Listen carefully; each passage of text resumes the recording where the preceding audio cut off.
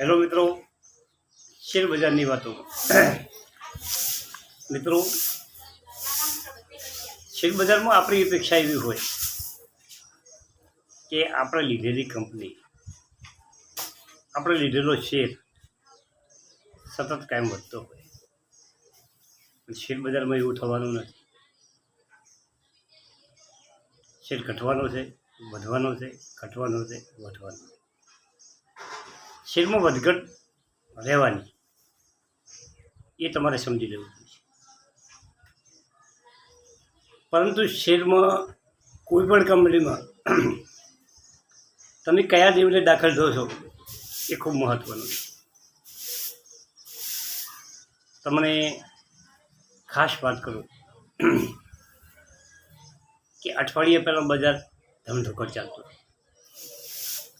અને 3 દિવસથી કરેક્શન ચાલુ છે. કોઈ 5% ઘટ્યા, કોઈ 10% ઘટ્યા. માર્ચમાં પણ બજારમાં મિડ કેપ અને સ્મોલ કેપમાં ખૂબ ઘટાડો હતો. વળી પાછું બજાર વધ્યું.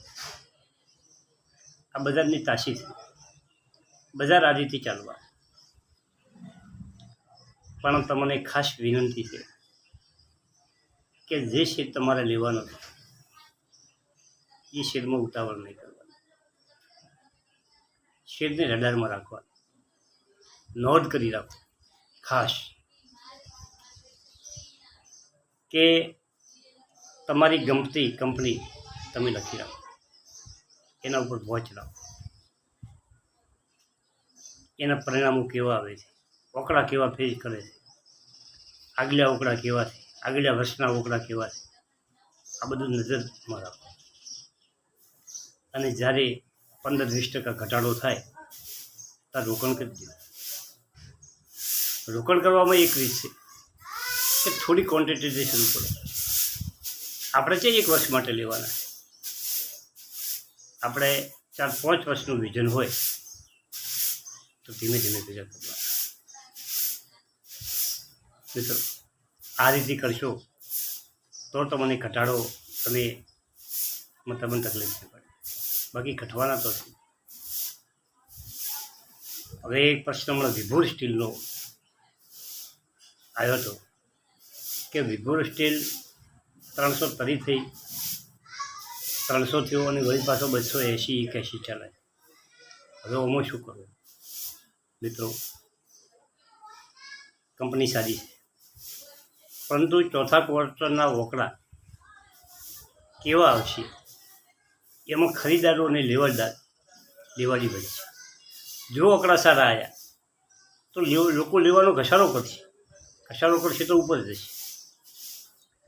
પરંતુ બધાના મનમાં એવું છે કે ભાઈ આ તો કંપની નવી કંપની છે અને એનું વેચાણ ઘટ્યું છે તો લોકો વેચી નીકળવા મળશે, એટલે એ નીચે જાય છે.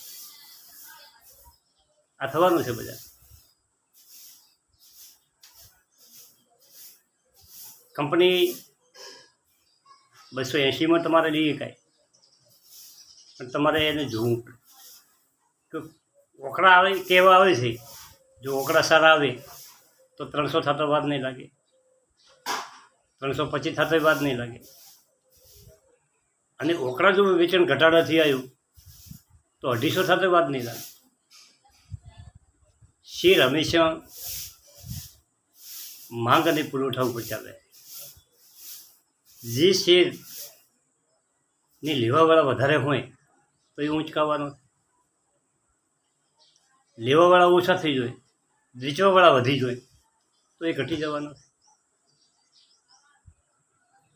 હવે આપણે 2 કંપનીની વાત કરીએ. ટીટાગઢ વેગન, કાબલે આપણે જ્યુપિટર વેગનની વાત કરી. આ કંપનીઓનો ખાસ ભાર કેમ આપવામાં આવે છે એનું એક કારણ છે કે આ કંપનીઓ છે ને, આ કંપની પાસે કોમ ખૂબ છે. રેલવેનું એટલું બધું કોમ છે કોઈ એની સીમા નથી. એ જેટલું કોમ કરવા ધારે એટલું કોમ એમને મળી રહે છે. મિત્રો, ટીટાગઢ વીડિયો લિમિટેડ ભારતની 3જા ક્રમની સૌથી મોટી નૂર વેગન ઉત્પાદન કંપની છે. Passenger coach, metro coach train, electricals, આ બધું કંપની બનાવે. અને કંપની 8400 વેગન, 200 મેટ્રોનો વેગન ની દર વર્ષે ઉત્પાદન ક્ષમતા ધરાવે. મિત્રો 30,000 ટન કાસ્ટિંગ સ્ટીલની પ્રક્રિયા કરે. દર વર્ષે આટલી એની કેપેસિટી કે 8400 વેગન બનાવે અને 200 મેટ્રોના કોચ બનાવી શકે એટલી એની કેપેસિટી. આ કંપનીઓની કેપેસિટી જે છે કમ કરવાની, અને કંપની પાસે ઓર્ડર પડ્યા છે ને એ કંપનીને આગળ લઈ જાય. આ છેલ્લા 1 વર્ષથી આ કંપની સતત વધતી. હવે બીજી કંપની છે મિત્રો, એનો પણ એક NHPC એ PM સૂર્ય યોજના national mission hydro power generation કરે છે. અને આ કંપની સરકારી PSU છે. કોની પણ ખૂબ ડિમાન્ડ છે પાવર. જેટલો પાવર ઉત્પાદન થશે એટલો સરકાર લઈ લે. સરકારી કંપની, એની ઉત્પાદનની ક્ષમતા હોવી જોઈએ. અને આ બધી કંપનીઓ ચાલવાની. HJVA આ એના જેવી જ કંપની છે. અને કંપની પાવર જનરેશન કરે છે. અને શેર હોલ્ડિંગની તમે વાત કરો HJVNમાં, તો 81% 55% ભારત ઓફ ઇન્ડિયા અને 26% હિમાચલ સરકાર. આ બેનું સંયુક્ત સાહસ છે. FICનું રોકાણ છે, DIનું રોકાણ છે, અને 10% પબ્લિકનું રોકાણ છે. આ બધી કંપનીનું ભાવિ કંપનીનું જોવાનું ખાસ. ચડ ઉતરતો શેર બજારમાં સતત રહેવાની છે.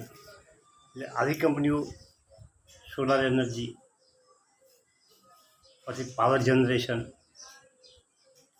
પછી રેલવેની કંપનીઓ, આ કંપનીઓ તમે જોઈ શકો છો અને તમારા રડારમાં રાખી શકો છો. મિત્રો હવે આપણે એક બીજી કંપનીની